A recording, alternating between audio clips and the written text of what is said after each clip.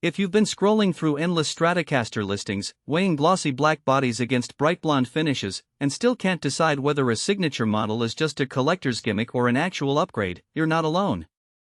The market is saturated with limited edition guitars that look amazing on a shelf but leave you wondering if they'll hold up under a full-day gig or a weekend jam session. Link is in the description if you want to check the product details on Amazon.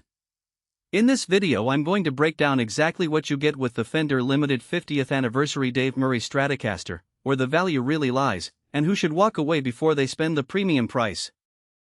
First off, let's talk about the context of a signature instrument. Dave Murray, best known for his work with Iron Maiden, has a tone that's as much about aggressive picking and soaring leads as it is about subtle, melodic phrasing. The idea behind his signature Strat is to capture that dual nature, a guitar that can sit comfortably under a palm-muted rhythm section 1 minute, then launch into screaming solos the next. That promise shapes almost every buying decision for a player in the hard rock or metal camp. But it also raises a red flag for more traditional blues or indie players. Do you really need a Floyd Rose Tremolo and HSH pickup stack if your setlist leans toward clean arpeggios?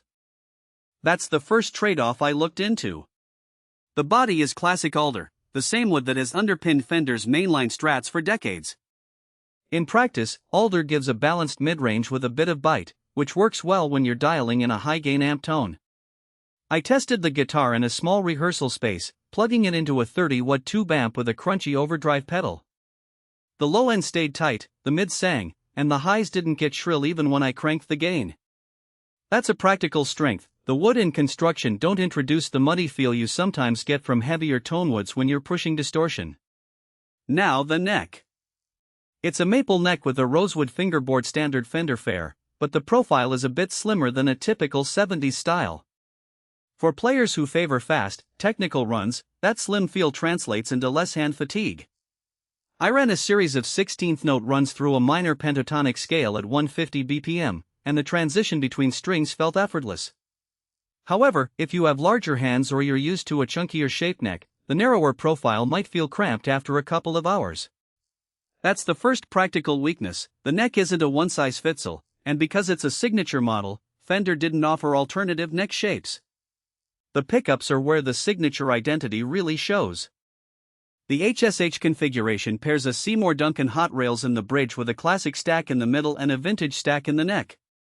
In a practical sense, the hot rails delivers that searing high-gain output without needing a lot of amp boost, which is perfect for metal riffs that sit right on top of a rhythm section. When I switched to the neck pickup for a clean, jazzy chord progression, the tone was surprisingly warm, almost like a semi-hollow body. The middle pickup, sandwiched between the two, gave a smooth, slightly scooped tone ideal for rhythm cuts. The downside? The tonal palette is heavily skewed toward higher output. If you spend most of your time in clean jazz or folk settings, you'll find yourself constantly dialing back the gain and still ending up with a bit of grit that you might have to tame with a pedal. It's not a flaw, but a limitation for those who want a truly neutral platform. A major feature that sets this model apart is the Floyd Rose R2 Tremolo system. In the hands of a player who uses dive bombs and harmonic squeals, the Floyd Rose feels rock solid, no slipping after a few extreme bends.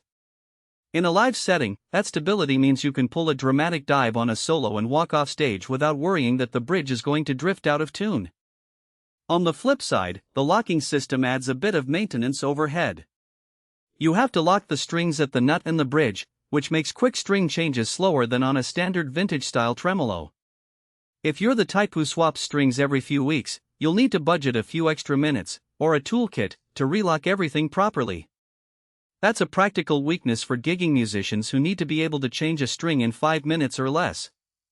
Another point that often gets overlooked is the deluxe gig bag that comes with the guitar. It's a padded, hard-sided case with a reinforced bottom and a separate compartment for accessories. In my experience, this bag survived a 3-day tour bus trip with no dents or scratches, even when it was stacked under a keyboard amp.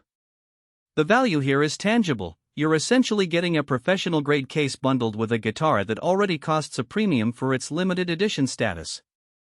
For a player who doesn't already own a high-quality case, that adds real monetary